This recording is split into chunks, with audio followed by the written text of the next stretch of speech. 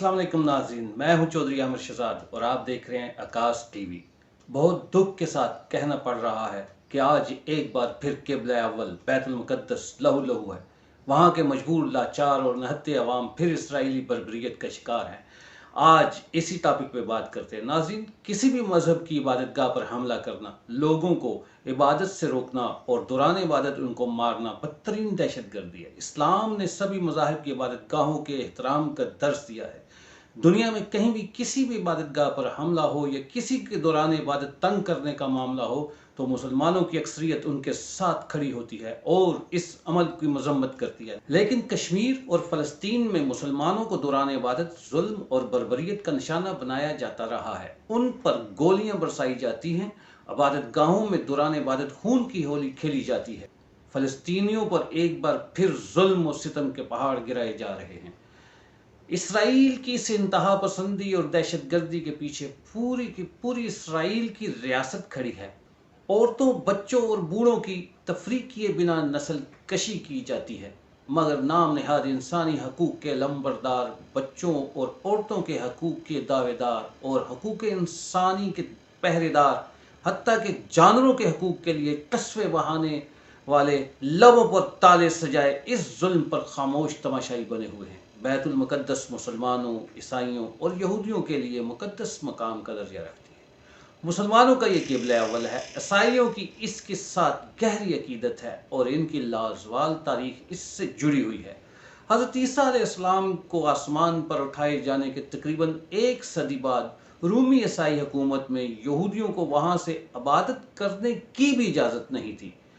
फिर पैगम्बर रहमत हज़रत मोहम्मद मुस्तफ़ा सल्लल्लाहु अलैहि वसल्लम के ग़ुलाम हज़रत उमर रज़ी अल्लाह तआला अन्हु ने बैतुल मुक़द्दस को फ़तह किया और यहूदियों को वापस वहाँ इबादत करने की इजाज़त दी। ये इस्लाम की खूबसूरती है कि बैतुल मुक़द्दस का 1300 साल इंतज़ाम अपने पास रखा और एक दिन भी यहूदियों को इबादत करने से नहीं रोका, बल्कि ख़ुद उनके लिए बंद राहें खोली।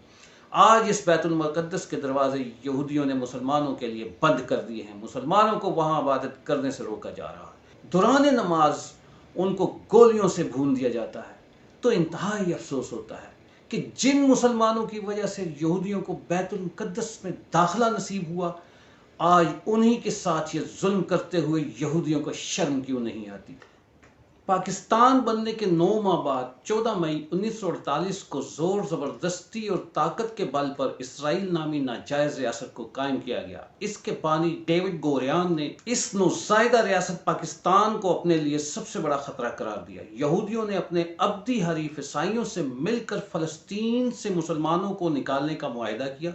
यहूदियों का इसी बैतुल मुक़द्दस से निकालने वाले ईसाइयों ने बैतुल मुक़द्दस को यहूदियों का वतन करार दे दिया गया और पूरी दुनिया से यहूदियों को लाकर यहाँ बसाने का वादा किया।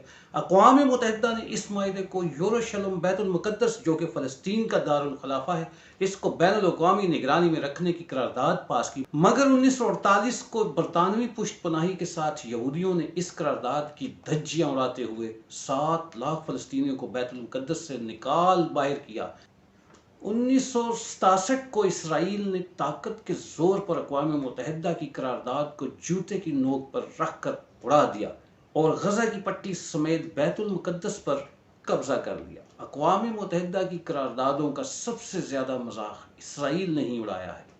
इसराइल फ़लस्तीन के मामला पर अक़वाम मुत्तहिदा की करारदादों को जूते की नोक पर रखता है। इसराइल अपनी फ़ौज पर सबसे ज़्यादा खर्च करने वाला मुल्क है। इसराइल फ़लस्तीनियों की खून के साथ होली खेलकर आलमी अमन के ठेकेदारों का मुंह चढ़ाते नजर आता है। इसराइल मुस्तकबिल में तुर्की, इराक, शाम, लेबनान, सऊदी अरब, मिस्र और कुवैत के कई इलाकों पर कब्जा करने का इरादा भी रखता है, जिसका मंसूबा 20वीं सदी के आखिर में बनाया गया था और इसको ग्रेटर इसराइल का नाम दिया गया था। ऐसी दहशत गर्दी, जुल्म, इंसानियत दुश्मनी की तारीख रकम करते मज़मूम और ख़तरनाक मुखासत रखने वाले अमन के सबसे बड़े दुश्मन मुल्क के ख़िलाफ़ आलमी बरादरी की खामोशी इनकी अमन पसंद की कली खोल कर रख देती है।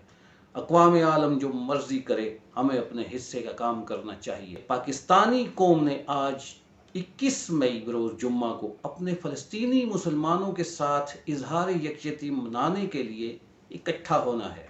मैं आप सब से अपील करता हूँ, अपने देखने वालों से, कि वो इकट्ठे हों, अपने अपने इलाकों में इकट्ठे हों और फ़लस्तीनी निहत्ते और मज़लूम मुसलमानों के लिए एक आवाज़ बुलंद करें और उनके साथ यकजहती का एक पैगाम वहाँ तक पहुँचाएँ।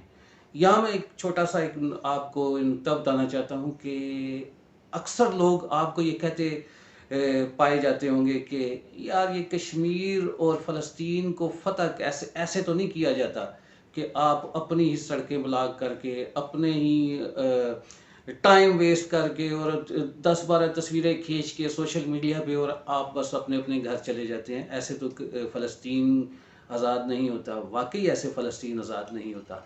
लेकिन यहाँ मैं आपको एक स्टूडेंट का एक वाक़या सुनाता हूँ कि मैं एक हमास के रहनुमा से मिला, तो उनसे मैंने यही सवाल किया कि जब हम पाकिस्तान में फ़लस्तीनी भाइयों के साथ इज़हार यकजहती करते हैं तो इसका उनको क्या फ़ायदा होता है? हम 7 समंदर पार इतनी दूर एहतजाज करते हैं अपने अपने इलाकों में, तो इसका उनको कोई फ़ायदा भी होता है कि नहीं? तो जो हमास के उस रहनुमा ने इसका जवाब दिया वो बहुत गौरतलब था।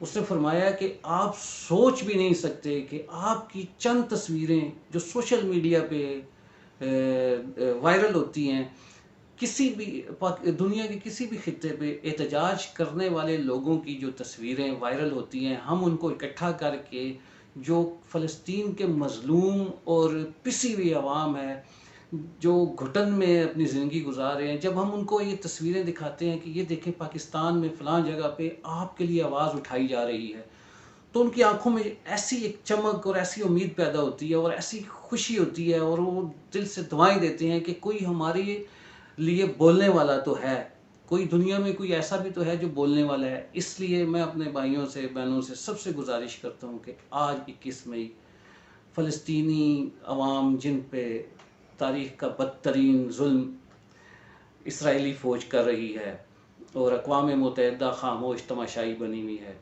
और हमें चाहिए कि हम अपने हिस्से की एक आवाज़ बुलंद करें।